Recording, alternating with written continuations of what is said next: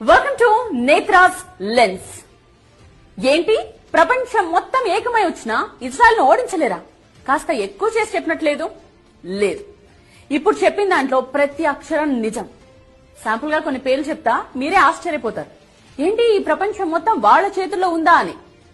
Jesus of Nazareth ఒక యూదుడు, Albert Einstein ఒక యూదుడు, కార్ల్ మార్క్స్ ఒక యూదుడు, వ్యాక్సిన్ సూదిని కనిపెట్టింది ఒక యూదుడు, పోలియో వ్యాక్సిన్ కనిపెట్టింది, లుకేమియాకు మందు తయారు చేసింది, హెపటైటిస్ బి మందు కనుగొన్నది, micro processing chip, nuclear chain reactor, traffic lights, optical fibre cable, stainless steel, sound movies, telephone microphone, video tape recorder, polo company, Levi's jeans, Starbucks, Google, Dell computers, Oracle, Baskins and Robbins, Dunkin Donuts, CNN, ABC, Washington post.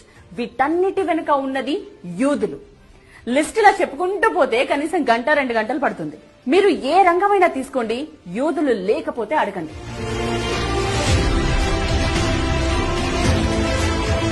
Okay, coming to the point.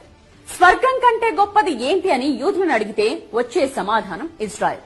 అక్కడి అణువణువు వారికి పవిత్రమే. అందుకే Israel పై దాడికి ఎవరైనా వస్తున్నారు అంటే ప్రపంచాన్ని ఓడించడానికి సైతం సిద్ధమవుతారు. మరో ఇంట్రెస్టింగ్ పాయింట్ చెప్పుకోవాలి ఇక్కడ. ప్రపంచంలో యూదులందరినీ కలిపితే రమారమి 1,60,00,000 మంది ఉంటారు అంతే.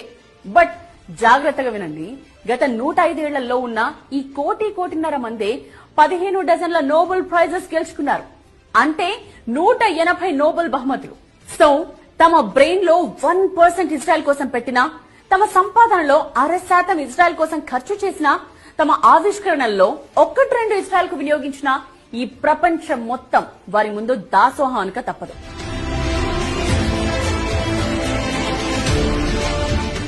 అసలు చుట్టూ 6 శత్రు దేశాలను పెట్టుకుని తొడగొట్టి నిలబడుతోందంటేనే యూ కెన్ ఇమాజిన్ ఇజ్రాయెల్ ఎంత పవర్ఫుల్ అని.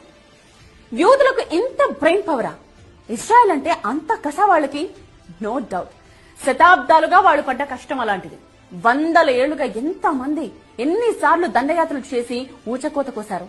బాబిలోనియన్లు యూదులను బానిసలుగా మార్చుకున్నారు. రోమన్లు కొన్ని వేల మంది యూదులను చంపేశారు. యూదుల భూభాగాన్ని చిన్నాభిన్నం చేసి చెల్లా చెదరయ్యేలా చేశారు. తలదోచుకోవడానికి వేరే దేశాలకు వెడితే అక్కడా పట్టుకుని చంపేశారు. స్పెయిన్ లో యూదులను తరిమి కొట్టారు. యూరప్ లో కట్టగట్టి అందర్నీ సామూహికంగా చంపేశారు. యూదుల తత్వం ఒక్కటే, ఎక్కడున్నా సరే అధికారంలో ఉండాలి, వ్యవస్థపై ఆర్థికంగా పట్టు సాధించాలి. ఇవే కోరుకుంటారు వాళ్ళు. బహుశా ఆ లక్షణమే హిట్లర్ కు యూదులపై ద్వేషాన్ని పెంచిందేమో.